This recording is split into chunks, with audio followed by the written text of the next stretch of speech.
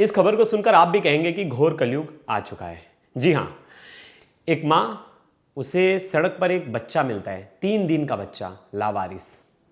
उस माँ के अंदर ममता जगती है और वो बोलती है कि यार किसी का तो बच्चा होगा, कोई तो फेंक कर चला गया है, तो मैं इसे पाल पोस कर बड़ा करूँगी और इसे एक अच्छा बच्चा बनाऊँगी। वो उसे सड़क से उठा लेती है और उसे पाल पोस कर बड़ा करती है। 13 साल बाद वही बच्ची जिसे उसने गोद लिया था, जिसे उसने सड़क से उठाकर अपने घर में पनाह दी थी और जिसे माँ का प्यार, ममता सब कुछ दिया था, उसी लड़की ने 13 साल बाद अपनी माँ की हत्या कर दी। इस पर किसी को शक भी नहीं हुआ। सबको लगा ये एक नॉर्मल डेथ है, यानी नॉर्मल हार्ट अटैक की वजह से मौत हो गई। लेकिन एक छोटे से क्लू ने इस पूरे मर्डर मिस्ट्री को सॉल्व कर दिया और पता चला कि कैसे जिस माँ ने 13 साल तक उस बच्ची को अपने घर में पनाह दी, उस बच्ची को माँ जैसा प्यार दिया, जो अनाथ थी, उसी ने अपनी माँ का मर्डर कर दिया। तो इस पूरी मर्डर मिस्ट्री को हम इस वीडियो में जानेंगे। लास्ट तक ये वीडियो जरूर देखिएगा। नमस्कार, मेरा नाम है प्रिवेश पांडे और आप देख रहे हो क्राइम तक। ओडिशा का गजपति इलाका, जहाँ राजलक्ष्मी अपनी एक बेटी के साथ रहती थी। 13 साल की उनकी बेटी थी और राजलक्ष्मी की उम्र 50 साल थी।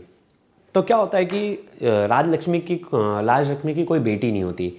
13 साल पहले जब वो सब्ज़ी लेकर घर आती होती है तो देखती बारिश में एक बच्चे की रोने की आवाज़ आती होती है। बहुत धीमी आवाज़ में कोई बच्चा रो रहा होता है। तो उनकी नज़र जाती है, देखती कचड़े का ढेर पड़ा होता है, वहाँ कचड़े के ढेर में से एक आवाज़ आती है। तो उन्हें कुछ तो गलत लगता है। उन्हें पहले लगता है कि कोई जानवर का बच्चा है। फिर वो ध्यान से देखती हैं तो एक छोटी बच्ची उसमें रो रही थी, जो बस केवल 3 दिन की थी। मतलब किसी की बच्ची थी, किसी ने ला के वहाँ फेंक दिया या उसे सड़क पर मरने के लिए छोड़ दिया। अब राजलक्ष्मी जी दिल की बहुत अच्छी थी, तो उनसे वो देखा नहीं गया दर्द, और उन्होंने बोला कि कोई ऐसा कैसे कर सकता है किसी बच्चे के साथ और उसे सड़क पर छोड़ सकता है। तो राजलक्ष्मी उस बच्चे को उठा लेती हैं और उसे अपने घर लेके आती है, उसका इलाज कराती हैं और उसको अपने साथ रखती है। बहुत दिन तक राजलक्ष्मी उसके माँ बाप को ढूंढने की कोशिश करती है, लेकिन उसके माँ बाप नहीं मिलते, कोई भी अता पता नहीं चलता है। अब राजलक्ष्मी ऐसे में हार मान जाती है और सोचती है अब क्या करूँ, और मुझे ये बच्ची तो बहुत अच्छी है, प्यारी सी है।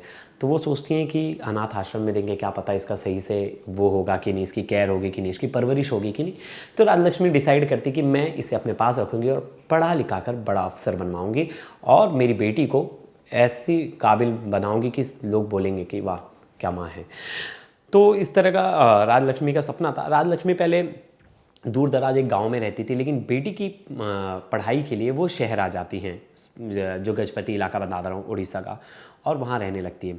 अब क्या होता है कि अचानक से अब 13 साल बाद राजलक्ष्मी की बेटी बड़ी हो गई है, 8th स्टैंडर्ड में पढ़ाई कर रही है और सब कुछ सही चल रहा था। 29 अप्रैल को अचानक से राजलक्ष्मी की बेटी फ़ोन करती है उसके मामा को और बताती है कि मम्मी को हार्ट अटैक आया, मैं उसे हॉस्पिटल लेके जा रही हूँ। तुरंत वो हॉस्पिटल लेके जाती है। हॉस्पिटल में पता चलता है कि उनकी मौत हो गई है और डॉक्टर डिक्लेयर कर देते मौत हो गई। और हॉस्पिटल, पता है आपको, सरकारी हॉस्पिटल में ज़्यादा जांच पड़ताल नहीं होती, डॉक्टर्स कुछ पोस्टमार्टम कराते नहीं। वो डॉक्टर से बोल देते कि मम्मी को पहले भी एक बार हार्ट अटैक आ चुका है 2 साल पहले, और जो कि सच बात थी, तो मम्मी को हार्ट अटैक आया है। डॉक्टर भी ज़्यादा कुछ बोलते नहीं, थोड़ा बहुत जाँच करते और डेथ सर्टिफिकेट बना के दे देते कि हार्ट अटैक से मौत हो चुकी है।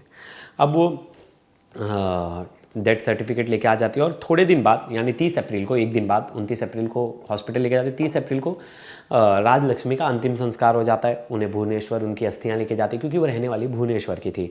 भुवनेश्वर में फिर जाके वहाँ सब कुछ उनका क्रियाक्रम वगैरह हो जाता है। इस बीच सब कुछ नॉर्मल हो जाता है। ये लगता है कि एक नॉर्मल डेथ है और कुछ ऐसा इसमें सस्पिशियस नहीं नज़र में आता।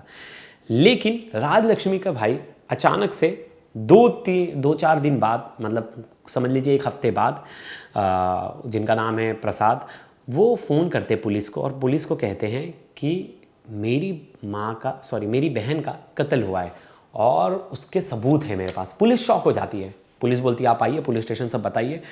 तो राजलक्ष्मी के भाई प्रसाद जो है पुलिस स्टेशन पहुँचते और वो बताते कि मेरी बहन का कत्ल उनकी गोद ली हुई बेटी ने किया है और उसकी उम्र बस 14 साल है और वो 8वीं में पढ़ रही है। उसके साथ 2 लड़के भी इन्वॉल्व हैं। एक का नाम है गणेश रथ, जो कि 21 साल का है, दूसरे का नाम है दिनेश शाह और ये 20 साल का है। दोनों एक मंदिर में सहायक का काम करते थे, हेल्पर का।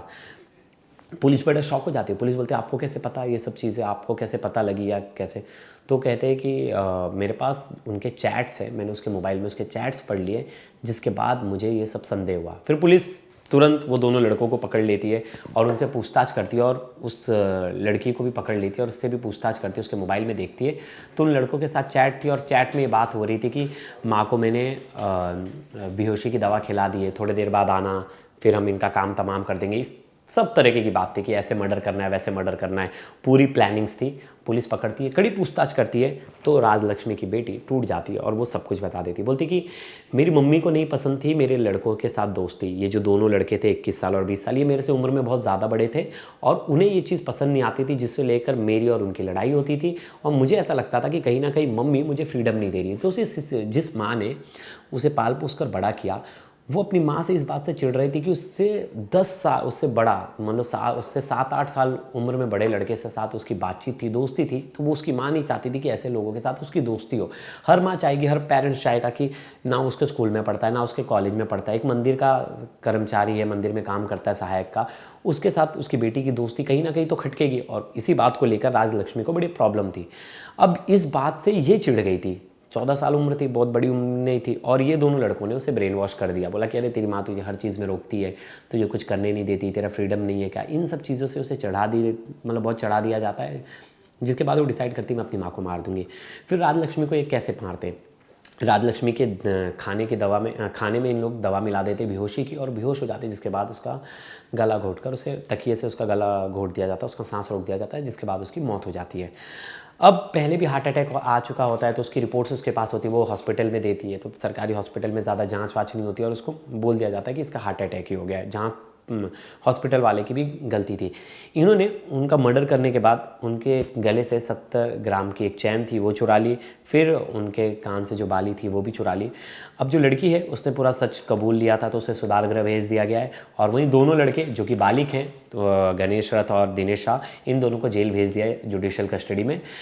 तो ये पूरी मर्डर मिस्ट्री जब सॉल्व हुई तो सबका सवाल यही था, यार जिस माँ ने इतना कुछ किया, यार उस बच्ची की तो ज़िंदगी शायद वो आखिरी होती अगर उसे वो नहीं उठाती सड़क से, और अगर उसे उस सड़क से उठाकर पाल पोस कर बड़ा नहीं करती, तो वो तो क्या पता वही दम तोड़ देती। लेकिन जिस माँ ने इतना कुछ किया, उस माँ की कैसे कोई हत्या कर दे सकता है? जिसके बाद हर कोई कह रहा था, मैंने शुरुआत में कहा ना, घोर कलयुग आ चुका है।